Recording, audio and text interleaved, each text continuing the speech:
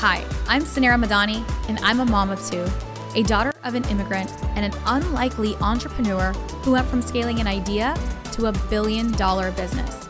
Yes, a $1 billion business. Along the way, I learned that less than 2% of female founders ever hit 1 million in revenue, and I became obsessed on a mission to change that. I believe that there is so much gatekeeping in business knowledge, and that we as female entrepreneurs should be learning from other female founders and leaders who have broken the statistics. Since I never went to CEO school, I've had to learn it all the hard way, but you shouldn't have to, because we believe that you deserve to have it all. And honestly, nothing bad happens when women make more money.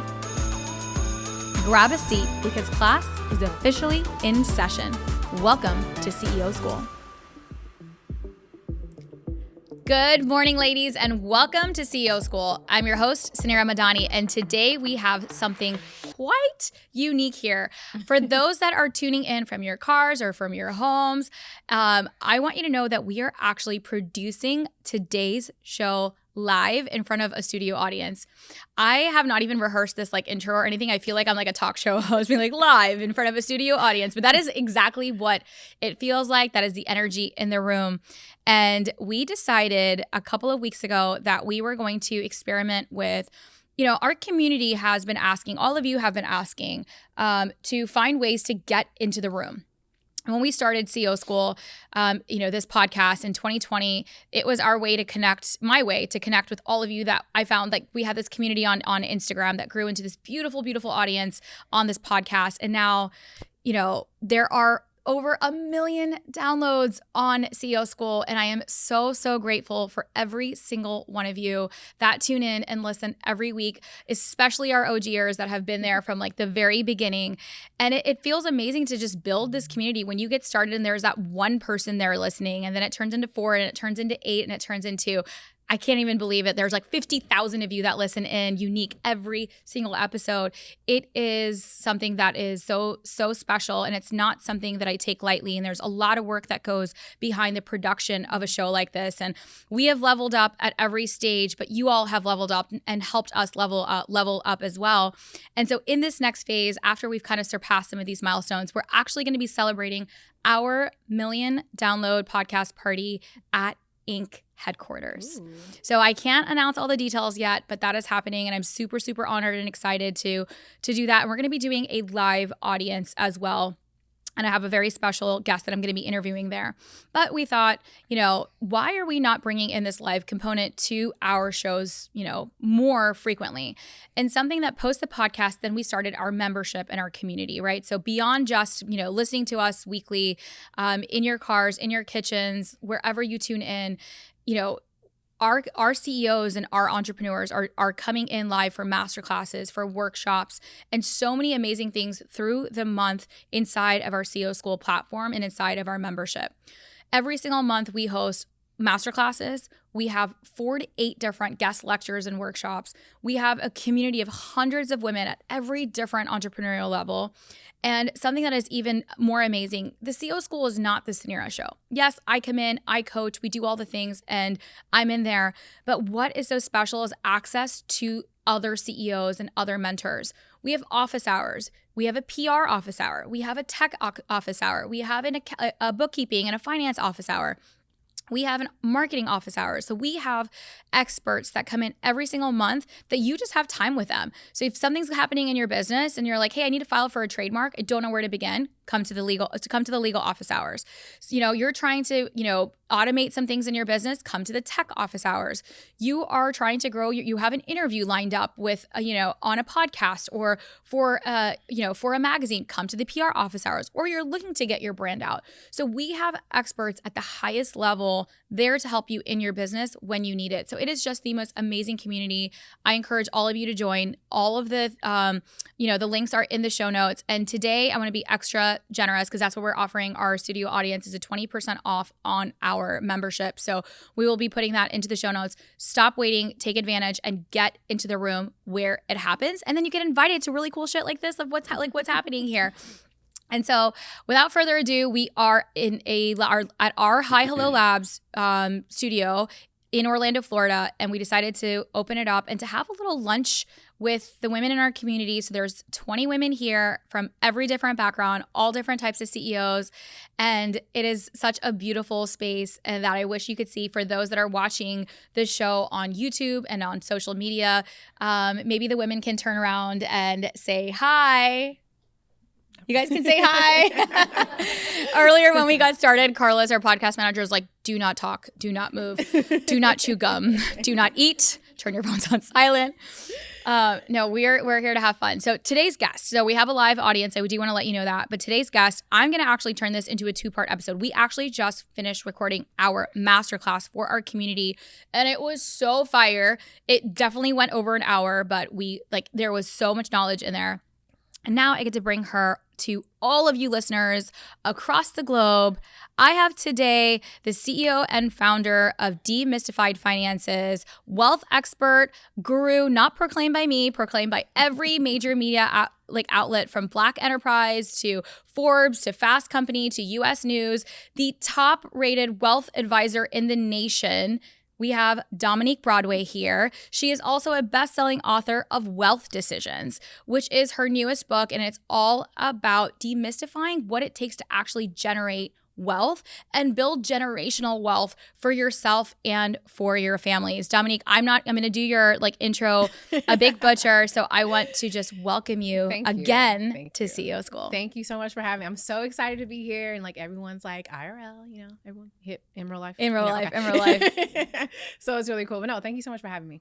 No, I'm super excited. So why don't we just tell us a little bit about your background, how you got started as a wealth advisor, and your journey in writing this book as well. Yeah. So I got started when I was 16, actually. When I was 16 years old, I started teaching myself how to trade and invest because I realized really early that I did not want to just work for hours, right? Trade dollars for hours.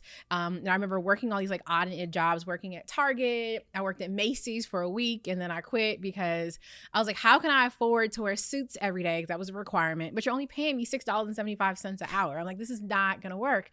The irony. And so, right, I'm like, how does this work? My mom was having to buy the suits for me, right? Just so I could work.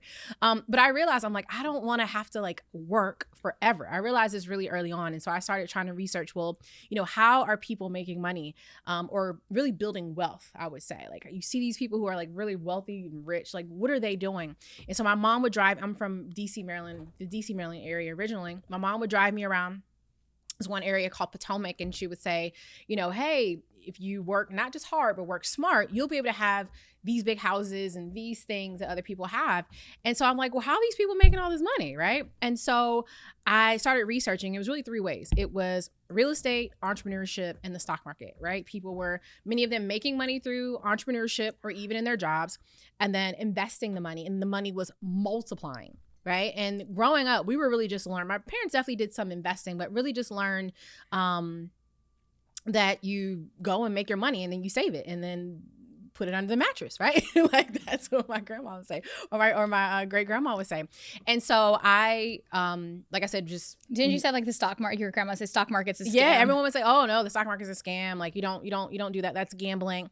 And so I just really was like, I want to figure this out, right? And I had already dabbled with entrepreneurship at that time. I had already owned a few companies. One was when I was a kid, making bracelets, the box and the barrel with GIMP, and also. But I love that she's I owned a few companies. I owned a few little companies, and then when I was 14, I became my mom used to laugh and she's like, "Oh, you're the coup." I was the chief operating officer. So I was the chief operating officer of the company called Kids Interactive Data Systems, and on the weekends and the evenings, we would teach kids how to use computer softwares, and that's what I was doing at 14. So I was like, okay, I've done this entrepreneurship thing. Let me try something new, and so then I started doing, like I said, dabbling with the stock market. There was no YouTube at the time, so I had to, read books and go to the library. And my grandfather bought me Investing for Dummies, and I would read Black Enterprise. And Wall Street Journal and Entrepreneur Magazine, and just started trying to understand what these stocks were, right? My grandfather gave me his retirement statement. He worked for, at the time, he was the chief of IT for the Department of Defense. So he had a TSP,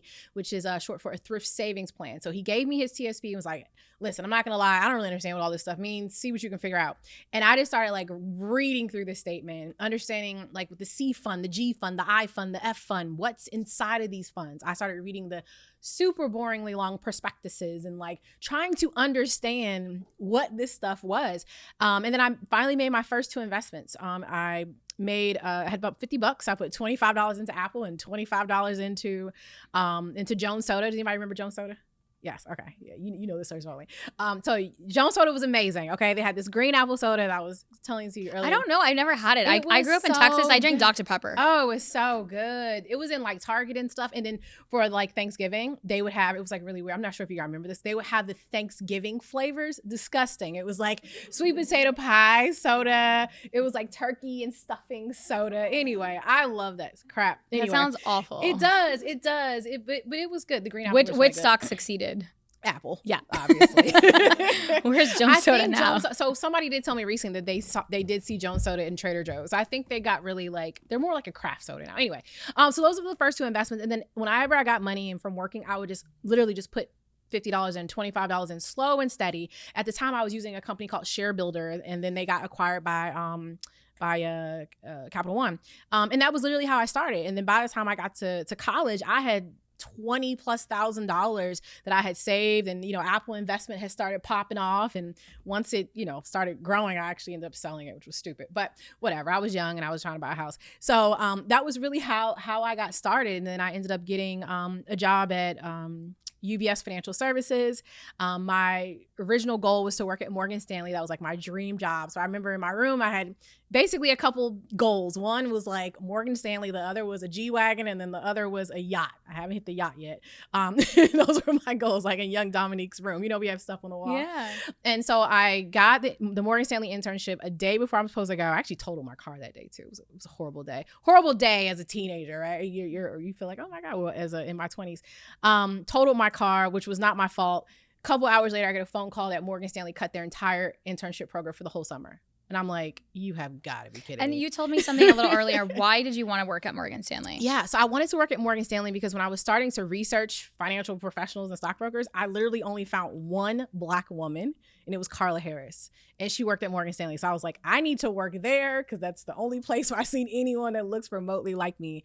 Can I pause you there? That makes like my heart just melt. And that's why this is so important. Yeah. Like I can think of little Dominique looking up at Carla. I mean, like my career needs to be at Morgan Stanley because you can't be what you can't see. You hear me say this week after week, day after day at CEO school and everywhere I am. Like why I do what I do is because representation matters. It does. It does really matter. does. And I do know that because of Carla, you are sitting here now impacting like millions of women and growing their wealth. Mm-hmm. If Carla had not done and put out somewhere that she is, at Morgan Stanley, she's growing her career. And that's why it is important not only to be, it's not the success isn't what's important. It's also your story matters. Mm-hmm. We think that our story does not matter.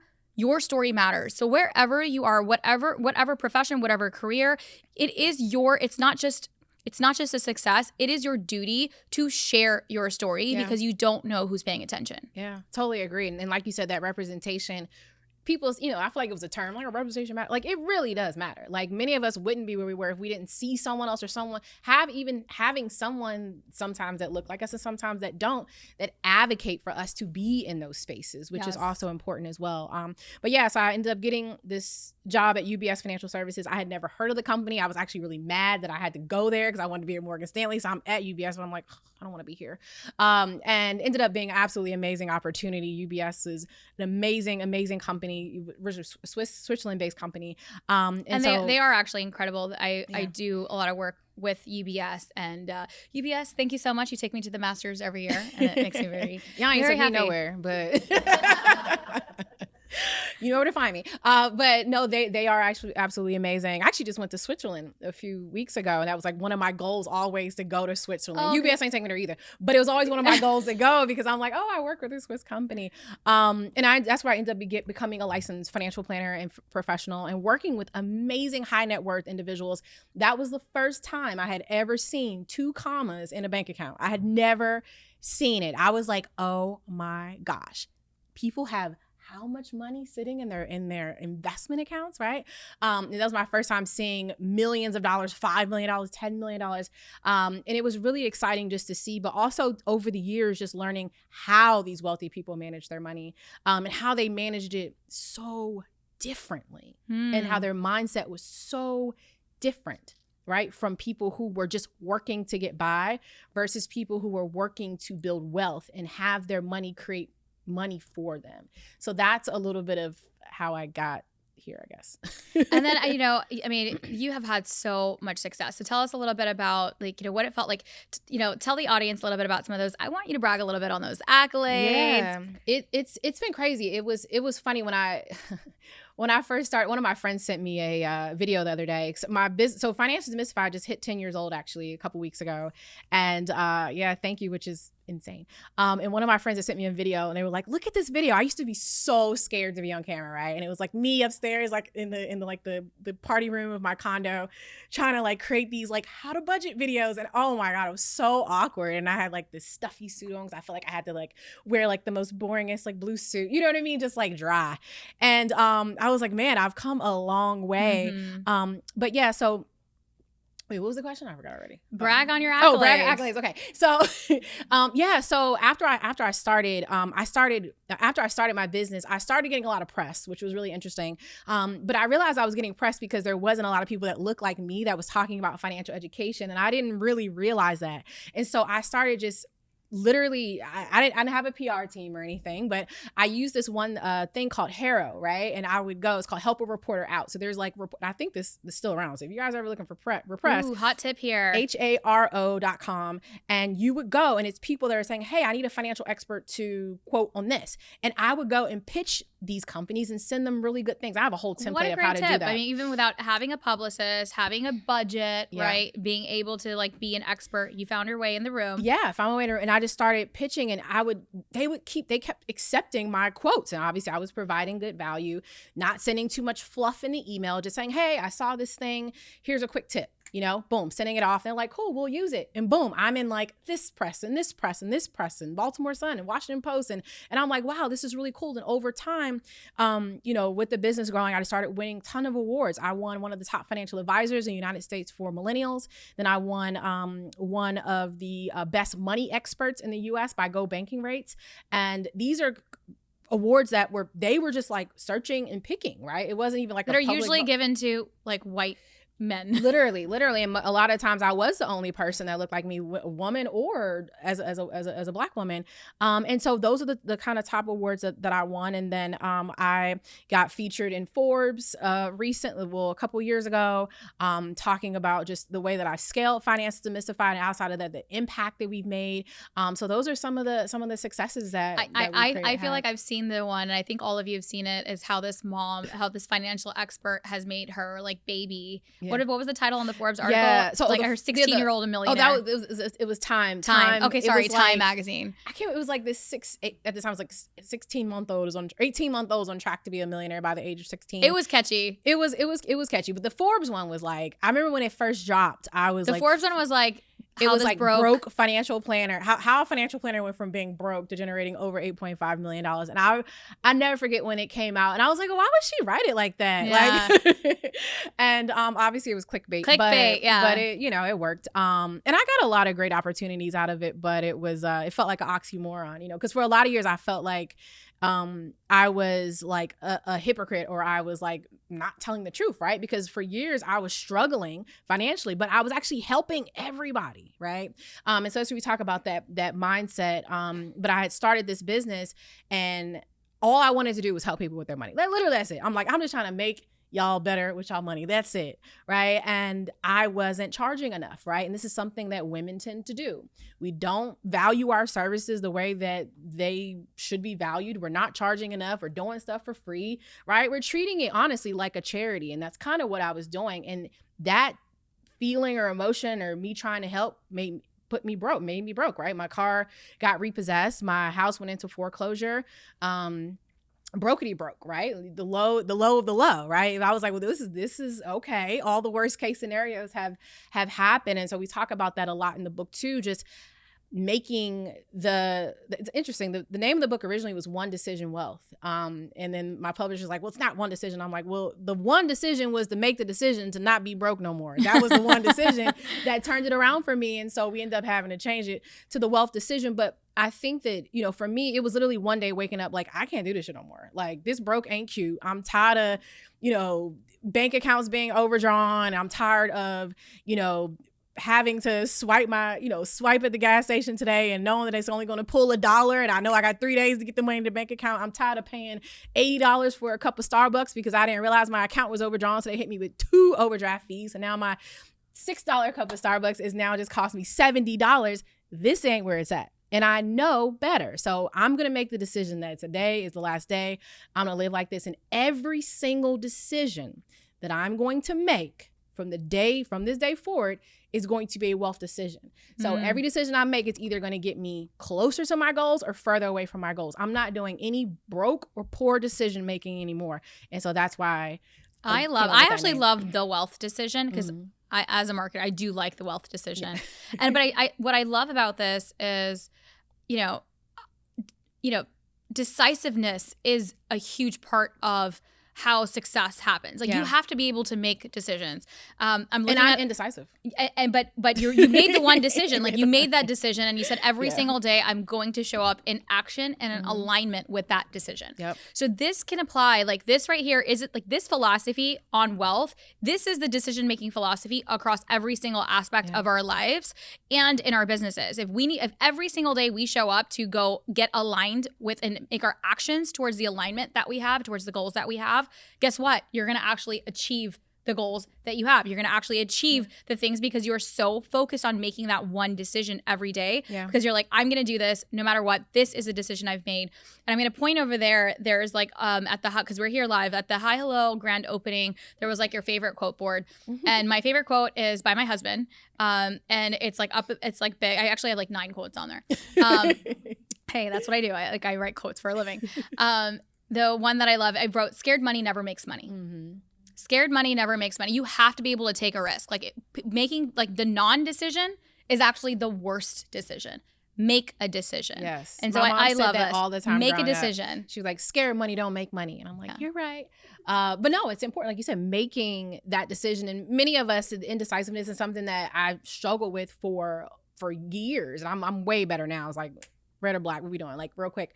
But those decisions, I was actually just listening to Mel Robbins' book, 5 Second Rule or something. 5 Second Rule. Yeah, I must have been late. I just caught on to this Mel Robbins train and I'm like loving her. I'm like, oh my gosh, she's so great. She's so great. She is. I just heard about her like 6 months ago. I'm new. But this book might be old actually, but I love it. And she was talking about the, counting, it was like 5, 4, 3, 2, 1. Make a decision. Go, make a decision. And I love that. And it's actually something I've been employing in my life in the past 5 days since I started reading the book. But I think those decisions, like you said, are very important. And many of us, we set goals, and we talked about this a little bit earlier, but we set goals, but we literally will set the goal and then not take a single action to get us closer, or literally don't do anything to support the goal that you set. And then you look up and years and years and years have passed and you're in the same exact situation that you were in. So one of my favorite quotes is, don't fear failure, fear regret.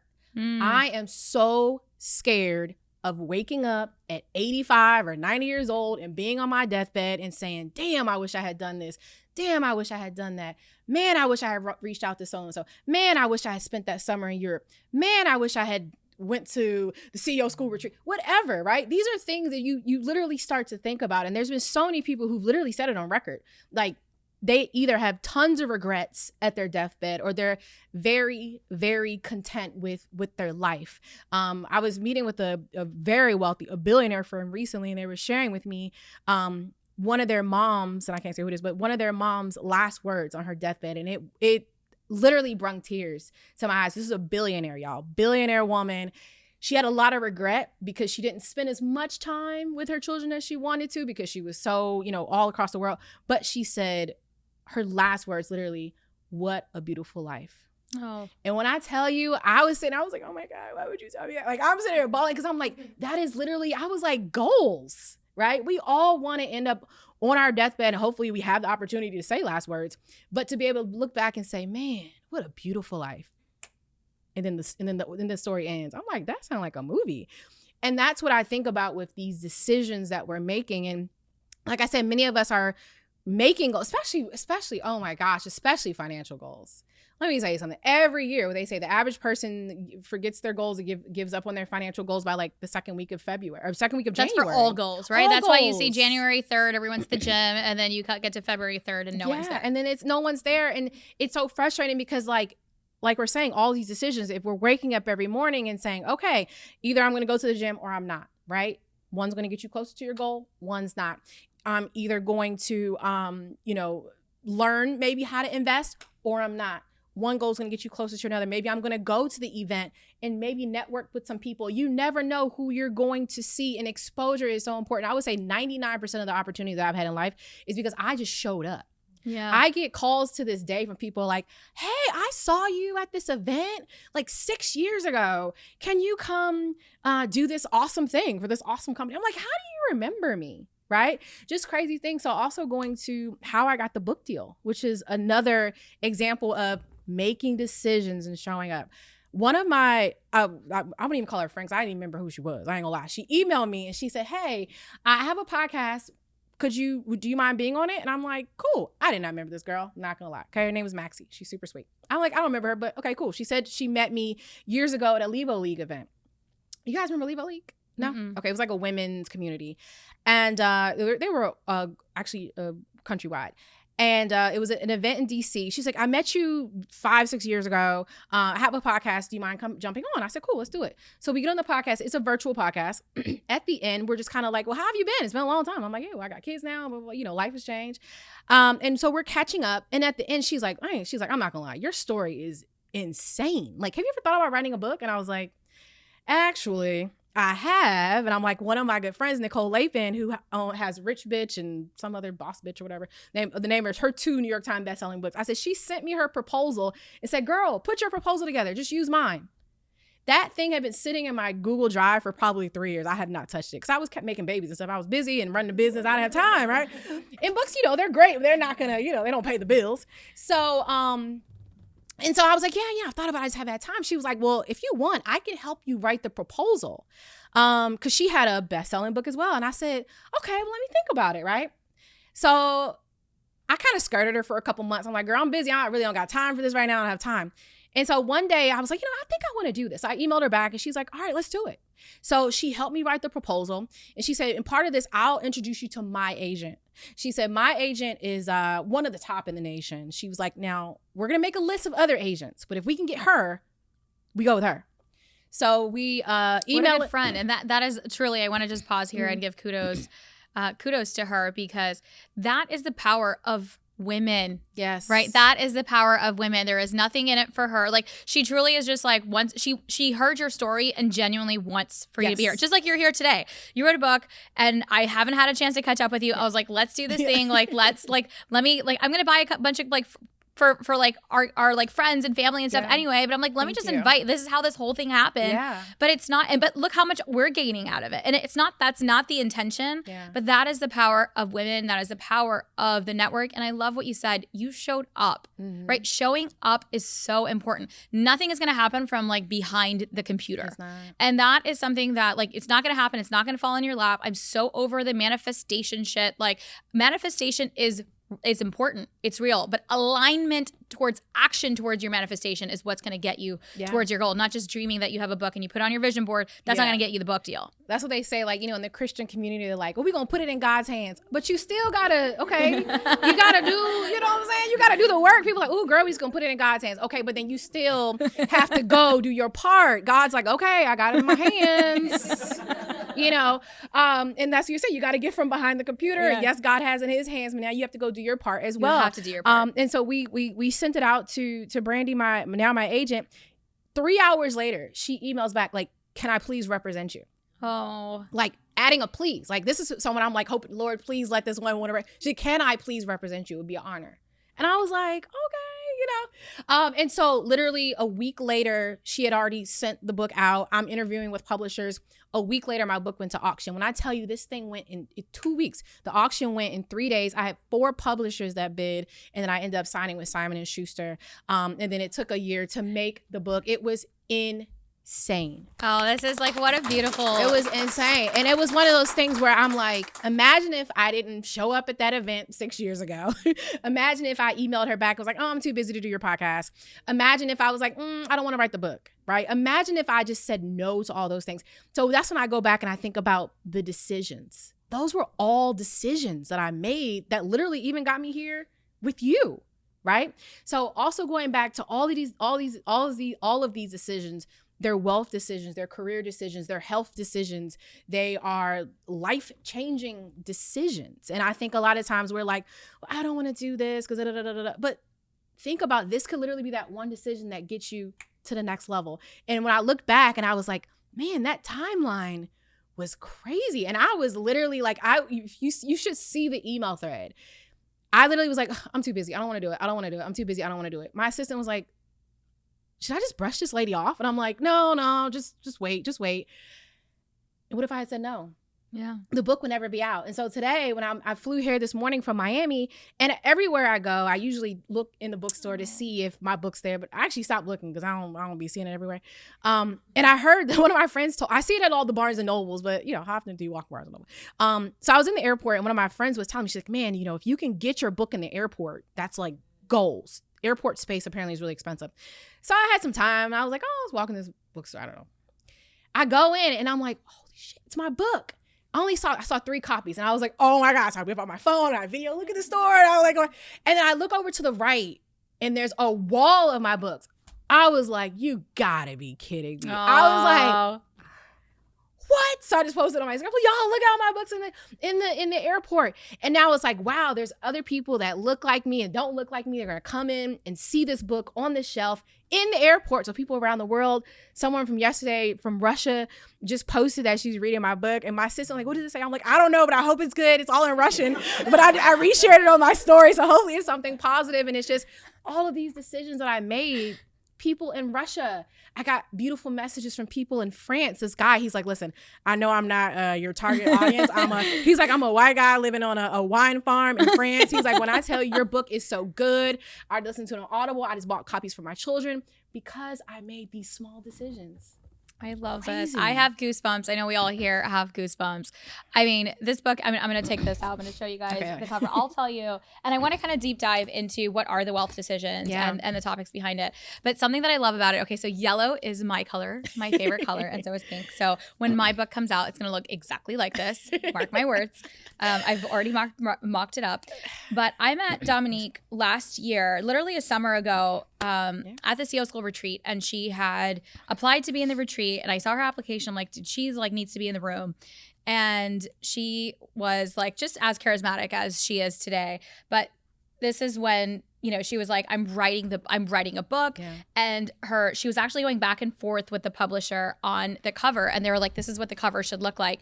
And I think she was like not that she knew the decision that she wanted to make. But when you're like around a group of like 40 highly successful women, you're like, I'm right? Like, yeah. I'm right. So she stood up and she's like, I don't want this, like whatever the cover was. She's like, I want everybody to see the picture of a Black woman on the cover of the book saying, I'm going to be talking about your money and wealth. And that was, you're just crying over here.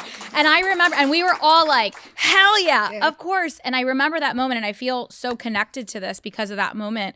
And I am so happy, so genuinely happy as your friend, as your mentor, as your peer, that you are on the face of this book and that there is a beautiful Black woman representing what wealth can look like for the millions of women that want to have a success story like yours. And that representation, and like I still get emotional about it because usually I walk in and I'm like, you know, I go look for my book and it's like all these Dave Ramsey, and I'm not a Dave Ramsey hater, you know, but I'm just like, oh gosh. And so it's always Dave and always Susie. And I've always loved Susie Orman. I don't agree with everything she say, but it was always just Dave and Susie, right? And I look over and I see myself and even my friend Tiffany, the budget Nisa, and I'm just like, some representation. You know, it's really, really important. And I read all of their books and I love their books, but to have mine and have my own perspective. And also, like you're saying, like, representation matters. I wanted, and I got my vacation braids in right now, but I wanted my natural hair. I wanted my brown skin. Like I wanted all the things that I never saw, you know, so. I love this. Oh, I love you. This is so special. Thank you for being here. And it is so true. You can't be what you can't see. And this is amazing, Dominique. Congratulations on the success. I would love for you to tell us a little bit about the details. Like, what can we find inside of the wealth decision? What's inside? Tell us about the wealth decision. I would love for you to also, we're actually going to, we just had the most fire masterclass. Like, it's such a different conversation. All this. I told you. Oh my God. I told you. So Dominique came earlier this morning and we recorded a full, like, educational masterclass for our community. And I'm actually going to share it with our podcast audience. You guys can also get a taste of what are like the masterclass is like inside of the community. But it was like classroom style, bring your notepad. We talked like specifically about and I want you to talk about Finances Demystified as well. But we literally broke down all the which ways that we should be like, what are the different styles of investment, how you should be investing, like differences between like, you know, mutual funds and stocks and ETFs. And it was pretty like heavy, but also in a way that was not, right? Like I want every single person to listen to this masterclass. Yeah. But it was such a different conversation. And I was like, okay, we got to do it again. She's like, well, we just did that. Like, I'm like, trust me, the podcast is just much more of like, this is the why behind it. So I will be sharing, cry, right? I will be sharing after this episode. I think we're going to do a 2-part where on the next one, you can get inside of Dominique's like investment brain. I mean, you have made, you know, hundreds and hundreds of millions of dollars for women across the globe. So it's not just, this is like her story about, you know, what she's done to make the wealth decision and create millions of dollars for herself. But her company, Financial Demystified, has courses and ebooks and just, you know, a platform and all the things to help drive success for every woman. Yeah. And so I'm excited to learn. If you want to just kind of chime in a little bit about that, and then we'll go into the book as well. But I will be sharing the masterclass with all of you. Yeah. So just go into the book. Yeah, we'll go into whichever. Yeah. We could talk about the book. I would say so. This was, I would say a labor of love, but it was also like reading my diary all over again. Actually, my book starts off as a diary entry, and we're really going through all of the different levels or kind of steps or angles when it comes to finances, right? And I'm really focusing a lot on one, obviously making the decision, but also all the basic stuff that I feel like a lot of times we talk about, but I feel like even when people get their first jobs or make their first 100,000 or whatever it is, they kind of immediately skirt over it and like, okay, cool, I made some money, forget the budgeting part, I got money now. And that's not how it goes, right? As they say, more money, more problems, right? And you really have to make sure that you are managing your money, having the spending plans, having the budgets. And in the book, I'm talking about all of that, right? But I'm not just saying like, oh, budget this way, budget that. I'm like, let me tell you what I did. Let me tell you what I was doing when I was broke. Let me tell you what I'm doing now that I'm not broke. And so you're getting multiple different minds, different aspects of it. And then also what I did too is, and I wanted this book to be super interactive, and this also it took the book so long to make. I literally have worksheets that go Overachiever. I know, right? I was trying to do like videos, but my publisher was like, girl, this is not a course. I was like, but it could be like a course with a book. But anyway, but each chapter has an entire worksheet that goes with it, so you can fill out all the activities. So my goal for this book is like, you can come in and maybe you're at the stage in your life and maybe you're young, you're like, hey, I'm just trying to get this budgeting stuff together. Cool. We'll go to chapter, 2 to 3 and get the basics together. If you want to get more advanced and getting into paying off debt or things like that, we're talking, and I'm sharing with you exactly what I did, right? I'm like, this is what I did when my credit score was a 450 and how I had to get it, how I got it back up to 850 or, whatever it may be. And so that's really some of the things that are in the book.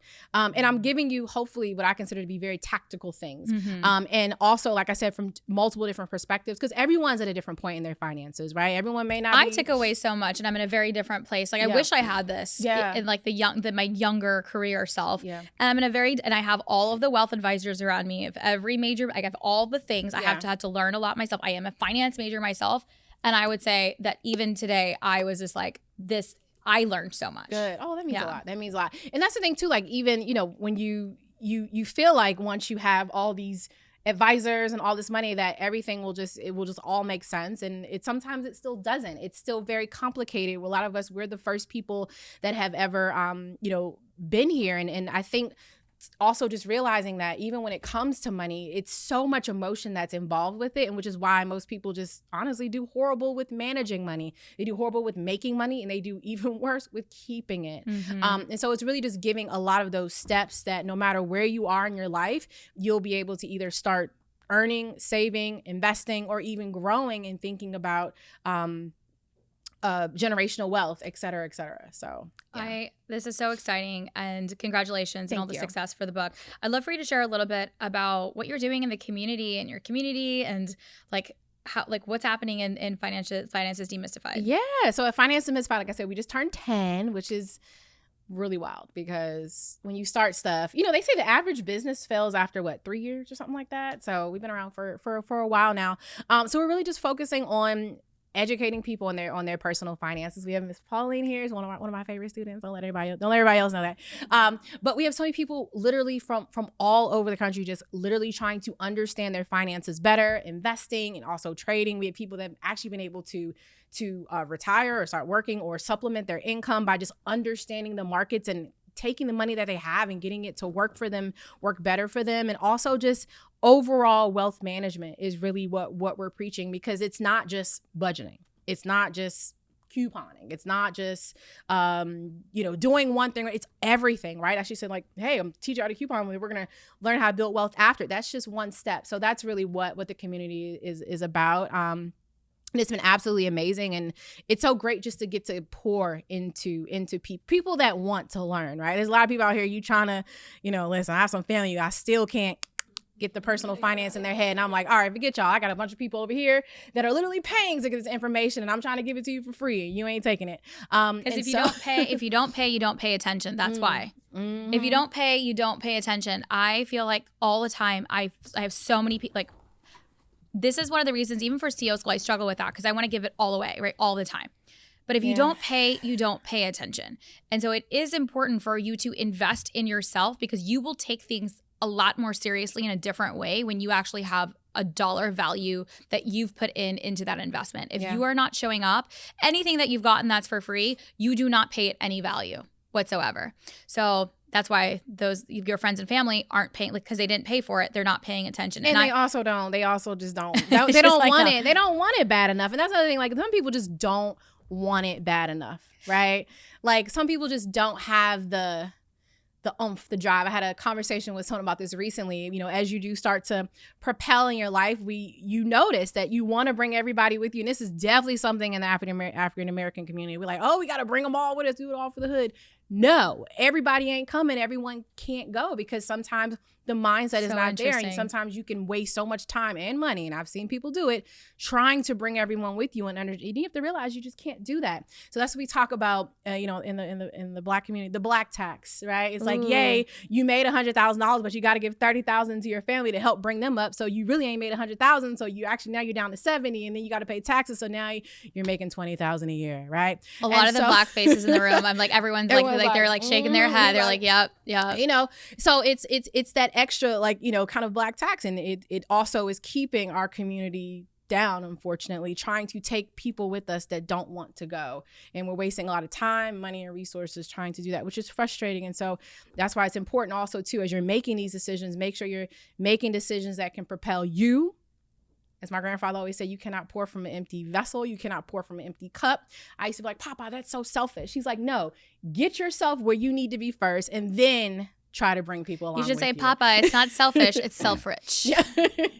I love it. And so that's my soapbox about that. Yeah. Oh, well, I would love to kind of like wrap this up with some tactical tips so that the audience can kind of hear a little bit about what we're going to go into, like the masterclass. Yes. So we talked a lot about, we talked a lot. We like literally gave all the different things. What were like the top, you've now mentored and coached like thousands and thousands of people on growing their wealth.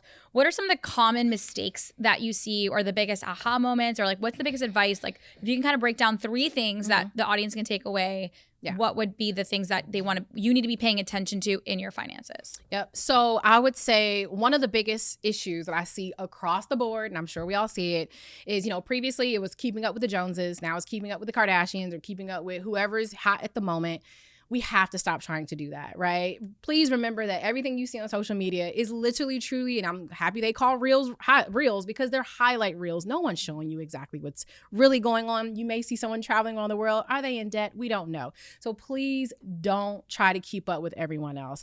As always, I was mentioning that, as financial people, you can never guarantee anything, but I can guarantee you that you will be broke forever if you allow your expenses to always exceed your income. That is literally why most people never get out of the financial hole, are never able to build any wealth, are never able to save, never able to invest. So please make sure that you keep your expenses lower than your income. And if you're like me and I'm like, look, I like fancy things, then make more money. There's nothing wrong with looking to make more money. I want to live a certain way. All right. So that might mean I need to increase my income. Another thing is really to understand your relationship with money. I think this is something that we talked a lot about in the masterclass. And I feel like financial experts, quote unquote, whoever, wealth people don't, and we have some, money people, money mindset people here. They don't spend enough time on that. And that is honestly one of the most important things. I struggled with my money mindset when I was broke, because you broke and it's hard. But I also struggled with it when I made money. I started literally hoarding millions of dollars in my checking account because I was like, I remember my checking account was negative and I ain't going back. So I'm gonna go ahead and keep at least $1 million in, which is crazy, which is insane, right? After going from a negative $800 in the bank account, you look up, you have $1 million. I'm like, this is all standing here. This is my emergency reserve. My business manager's like, why do you need $1 million emergency reserve? Because I've been broke before, sir, and I ain't going back. So making sure that you understand truly what your relationship with money is, because whatever you struggle with at one point, having more money isn't necessarily going to solve that, okay? And I think the last thing, if I had to do any takeaway, please learn how to invest. If that's with me, if that's somewhere else, that is another secret way to grow wealth. Most people are only working to make money, but the real true wealth and real true freedom comes with learning how to make your money work for you. I want to go out and make the money, but I want my money to go and make me way more than what I can produce. That's the goal. So that is truly the secret in how some of the decisions you need to make to start building wealth. Oh, it was so fabulous. There's so much I want to like pick at on that. And you literally break down those key decisions in investment, compound, like truly on like how money makes money. And I think people don't like that is the truth. That is how the rich get richer. People don't know that money can make money. I think they know that, but I think they don't get educated. Like there's still this barrier. I think people know it. I think people are like, okay, I get it, right? But they're afraid of it, or they think it's not real, or the how is missing, or the trust factor is missing. Access to education, access to not only just like the resources, but access to like, again, like you feel money is something that is so personal, right? And you want to be able to talk to somebody that you feel a trusted relationship with. Who do you go talk to? Money's so taboo. We're not supposed to talk about money, right? That's how we're not supposed to go talk. Who made that fucking rule, right? When I'm in the boys club, all we fucking do is talk about money. All they do is talk about money. All they talk about is what their investments are, what's happening in the markets, where it is like a who's who of what, and like everyone talks about their money in the club, in the air quote, the boys club. In all of the rooms that I'm in, we're talking about money. Yeah. When I'm in rooms with women, no one talks about money. And I have to force those conversations. Every retreat, every whatever, like we needed to talk about, now I'm going to call it our wealth decisions, right? Yeah. What are our wealth decisions? And I think what's interesting is like during the masterclass, so many things that Dominique was talking about, it was like on the personal end, but it's so applicable to how I see women apply it on their business end. Yeah. And if we cannot get our personal finances in order, there is no shot in hell you're getting your business to scale as well. And it is a strategy and it's a playbook, and you have to just get around the fact that we're afraid, and it's because society has made us afraid. Our whole lives, it's like we don't talk about money. We're supposed to be grateful and thankful, and so we don't negotiate for shit. We are like, if a woman has money, like it's like we're evil if we have money. So like every character in every freaking Disney movie and book, like it's Cruella de Vil, right? Like money is associated with being bad. So in our minds, we carry that too. So we literally operate as like charity models as women. And we have to make these wealth decisions inside of our business. And so we really break some of those things down. So I'm excited for you guys to catch the second part to this. But this is just so wonderful, Dominique. So many different things. I'm just so excited that we get to be here live with you. I thought this was really fun and having a live audience. I think you guys did great. I think Carlos will give a thumbs up that we could do it again. Crazy. Did we do okay? And for those that are listening and that want to, we're experimenting. We'd love to. I do believe that connection is super important. Let's come into the community. I think that there is this beautiful element within the communities that we cultivate, but I'm excited to do more and see you guys in maybe different cities and do a fun podcast tour. I'm excited, Dominique. I think, you've inspired me so much on like getting my book out there into the world too. I've been sitting on it for a while. I'm hoping to have a book deal signed by the end of this year. We finally have an agent in place, and I feel confident in what's going to take place, but everything's work, and there's a lot to do, but it's also, it's important, and it's a good reminder that it is important. And I'm super, super happy for your success. Thank you. But in your story really, really matters. And I'm just honored that we got a little sliver of chance to share it today, and I can't wait to see you on Oprah and the Today Show. I don't think Oprah has a show anymore, does she? Whatever. I'm excited to see you on all the shows, be like, yep, Dominique was at CEO School originally. Thank you so much for tuning in to CEO School this week. I'll see you next week at CEO School. Everything is linked in the show notes, so don't worry. If you did enjoy today's episode, if you have any comments, tag us. Dominique is at Dominique Broadway. I'm at Suneera Madani and at CEO School. This is how our show grows. We've hit like amazing milestones. It's all been organic. So we have not pumped a ton into marketing. We've done no advertising onto our show, but we grow because you listen and you care and you share. It would mean the world to me if you took just 2 minutes out to leave a review, just a simple review on on wherever you're tuning in, iTunes, Spotify, wherever. Leave a 5-star review and write a few words. We read those. This is how we grow the show, and it's super, super meaningful and helping us grow. Tag us on Instagram. We're all over. And I can't wait to connect with all of you further and see you guys hopefully in a studio near your home. And thank you again, Dominique, for your time again. And I want to thank our amazing studio audience for being here today. So thank you for making this happen. I'll see you guys next week at CEO School. Thank you for tuning into today's show. If you loved it, leave us a review. We are so proud to bring you authentic conversations, game changer expert guests, and valuable content on and offline. The best compliment you can give us is by screenshotting today's show and tagging us on Instagram at CEO School and at Suneera Madani. We are obsessed with swag, so don't be surprised if we want to send you some. Thanks for tuning into class today, and remember, nothing bad happens when women make more money.